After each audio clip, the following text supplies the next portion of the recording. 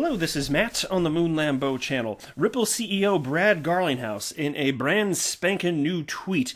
And you can tell, just like, sniff it, it's got that new tweet smell. He states that institutional interest in this crypto asset class, holy hell, it's just skyrocketing. That was his word. He used the word skyrocketing.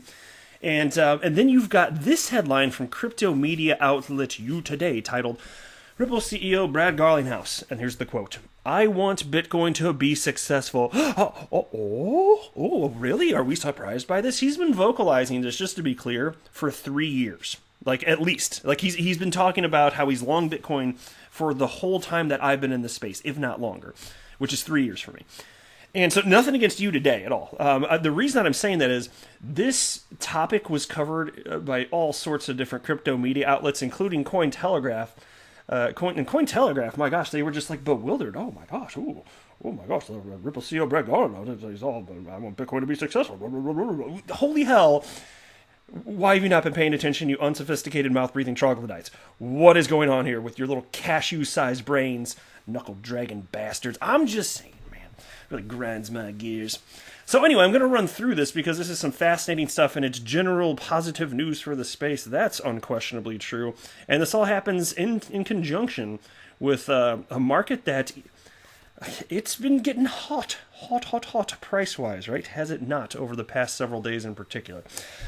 Before we go any further, ladies and gentlemen, boys and girls, if you would please, ever so delicately tap the like button, I would definitely appreciate the support, because if you do, it will simply tell the YouTube machine that you don't completely hate this particular Moon Lambeau video, and as a result, it's a little bit more likely than it would otherwise be that YouTube will suggest this video to others, so I would appreciate it. And also, I recommend that you treat yourself, girl, by subscribing to the Moon Lambeau channel. I take my free content, damn it. Because if not, come on, that hurts my feelings. You won't take my content for the price of free? Man, grumble. All right, into this piece now. Oh, actually, first, I don't want to forget, credit where it's due.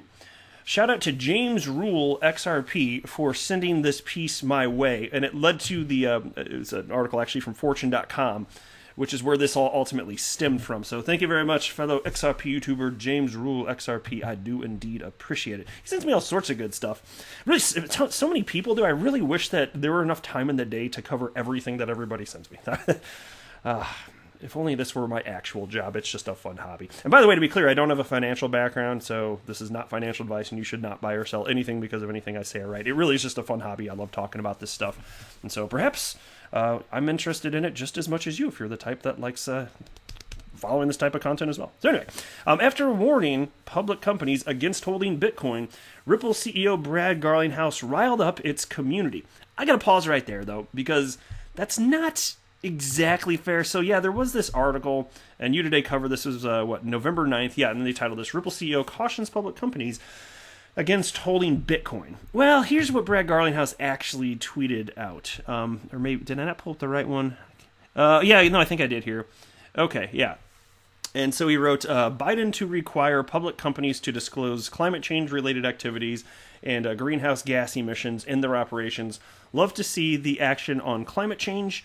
First, NYDFS, now this, public companies holding Bitcoin, Square, may want to pay attention. So it's not that he's saying, hey, public companies, don't hold it. He's saying pay attention because there could be tax implications as a result of a Biden administration. And I'm not saying anything political. I'm never going to preach politics on this channel or religion. Don't worry. I'm sticking to just crypto here. If there's something somewhat politically related in the news, I'll just cover it as the news that it is, and I'm not going to provide, don't worry. Moon Lambeau ain't going to do that. I don't feel like alienating half of my audience, okay? Because I feel like even if you and I disagree on politics, we should still be able to be friends in the XRP community, don't you think?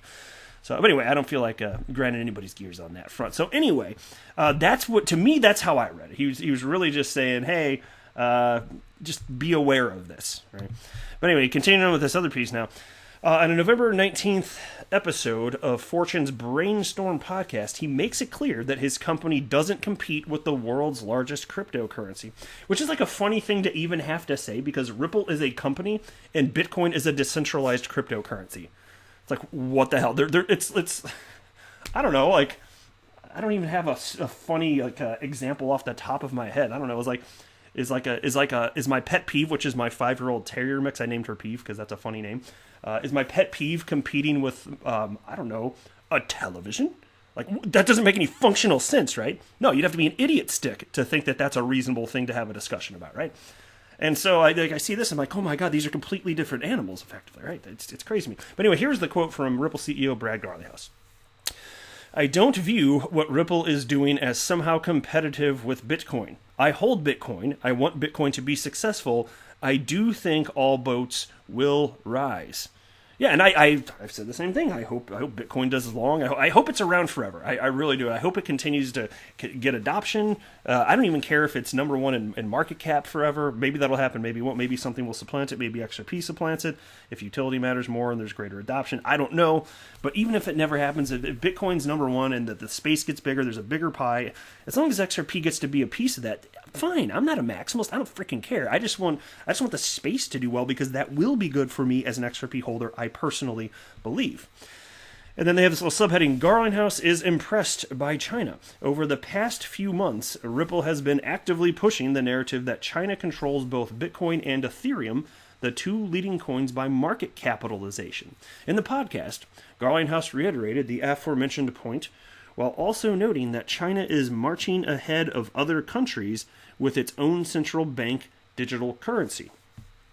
His focus on the Chinese Communist Party is rather admiration than fear-mongering. The chief executive explains that China had placed the right bets about where the world would be going and made right investments. And here's another quote from Ripple CEO Brad Garlinghouse. I don't actually criticize the Chinese Communist Party. I'm actually impressed. They are being very strategic and very focused on dominating this. Now, speaking of Ripple's much-talked-about decision to move out of the U.S., Garlinghouse notes that the United States is out of sync with other major economies, such as Japan and the UK, that support cryptocurrency innovations. And here's another quote from Brad. Believe me, we certainly wish this wasn't something we were thinking about, but if we don't have clarity, I have an obligation to our shareholders. Without that clarity, it's limiting our success. And by the way, just to be clear, when he's talking about shareholders, obviously Ripple's not a publicly traded company yet. I believe they will be at some point in the future. But based on what Brad said, frankly, I think it's an inevitability. It's going to happen. But when he says shareholders, he's talking about, because you actually can buy Ripple, the company, on secondary markets, and there are some really high barriers to entry. And I think you have to have, it's an and/or type of thing. I think you have to be either making at least $250,000 a year in terms of annual compensation, or you have to have a net worth of $1 million. It's something like that. I apologize if I'm a little off, but I think you get the gist. It's something like that, where the typical person is just not going to be capable of even qualifying to purchase. And then those types of requirements go away, of course, if Ripple becomes a publicly traded company. But whatever, that's the way that it's set up, and there we are. Anyway, the Ripple boss is certain that the U.S. could lose the cryptocurrency race to China the same way it lost the 5G race. And here's one final quote. I think we are in danger of repeating that mistake in the battle over the global financial infrastructure around payments.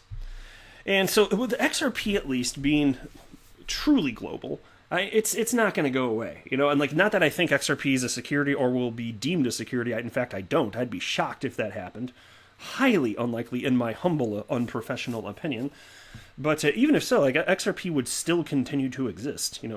Fine. The United States is a very important country, and I like it. I live here. I'm in the Midwest. But it is still just one country in the end, and it doesn't mean that Ripple couldn't continue doing their plans, but it would not be good. And that's what the type of thing where and again, I don't think it's going to happen, but if it did, that's one of those things where, as much as it's obvious that news doesn't seem to impact the price of XRP, if something like that happened, I'd be willing to bet. If XRP were actually declared a security in the United States, I'd be willing to bet.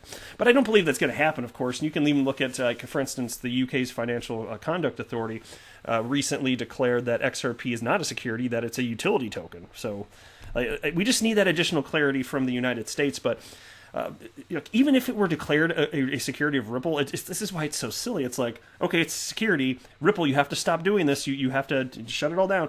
Except for they can't, because the XRP ledger is decentralized. So how can it possibly be a security of Ripple when they don't even control it? They run like 16% of validators on the network. So I don't know. It's just a silly thing here. Good times, man. All right, that's it for this video, though. I am not a financial advisor. Do not buy or sell anything because of anything that I say or write. That would be a very, very, very bad idea. Until next time, to the moon, Lambo.